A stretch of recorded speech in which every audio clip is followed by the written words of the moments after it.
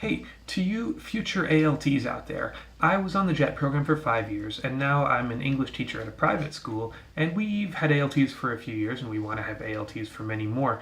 And there's a few things that I want to share with you, things that we as English teachers, your coworkers, really want you to do that are going to make our interactions with you better, and what we think will make your lives better as well.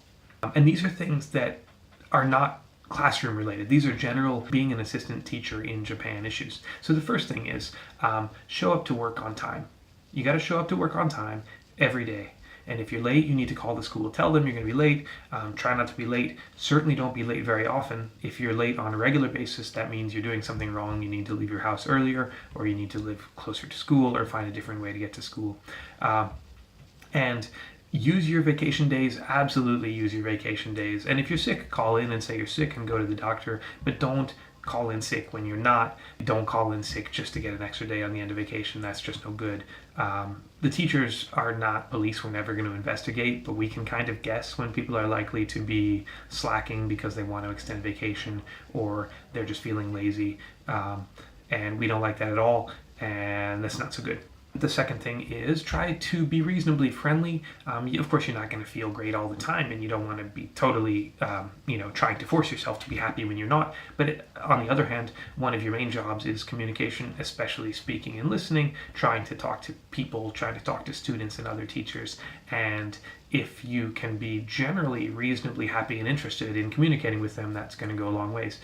So you want to practice your small talk a lot, especially just saying hello, asking people how their day is, what they had for breakfast, where they're going for winter vacation, about their hobbies or their favorite sport or music, that kind of stuff.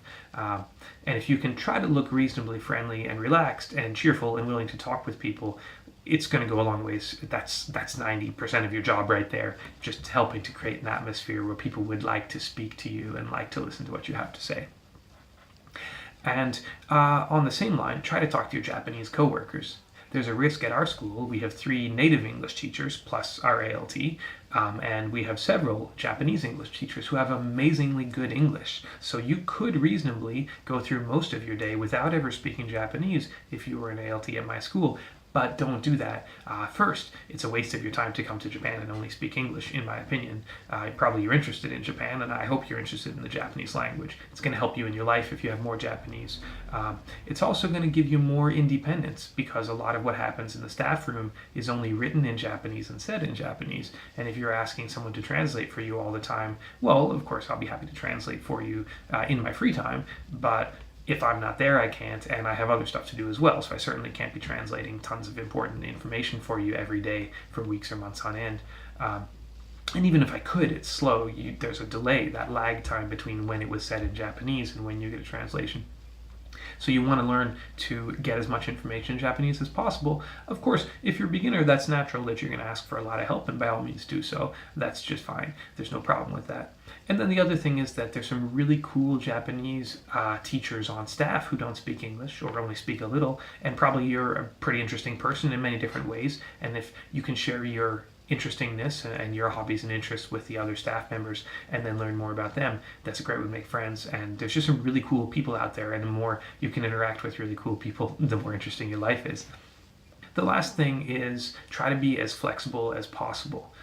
You're an assistant teacher, which means you're never teaching solo. You're always teaching with someone else, and that's great because you're flexible. Because supposing, for example, I can go to my class, but I have to leave 30 minutes early because there's some meeting coming up, and it's unfortunate. It's a disaster. I messed up. My schedule's messed up, but I'm asking you, can you come in and cover the last 30 minutes of my class? And if I'm lucky, you have some activities, some games or quizzes or some music or some reading or writing that you can do with my class to cover that last 30 minutes, and then I can go and prepare for the meeting, and then my life will be better. And that kind of situation actually happens a lot. And when we have ALTs that say, yes, I have this stuff, 10 minutes, great, let me print it off, let me get my computer, here's the CD, here's the worksheet, here's the slideshow, I got it.